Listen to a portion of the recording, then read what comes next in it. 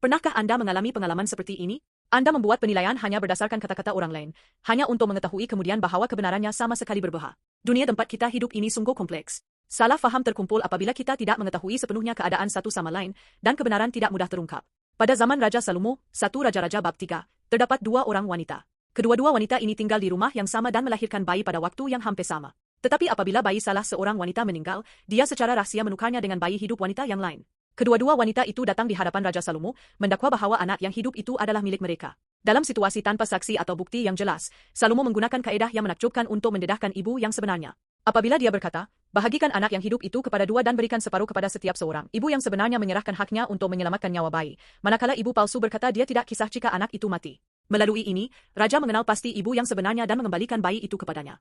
Hikmah, Ibrani, Hokmah, yang membezakan, seperti yang ditunjukkan di sini, tidak hanya bermaksud mempunyai banyak pengetahuan.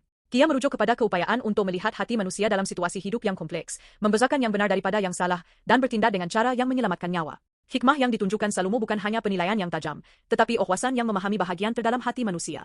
Hikmah ini datang bukan hanya dari penilaian akal, tetapi dari hati yang berusaha menyelamatkan nyawa dan mendedahkan kebenaran.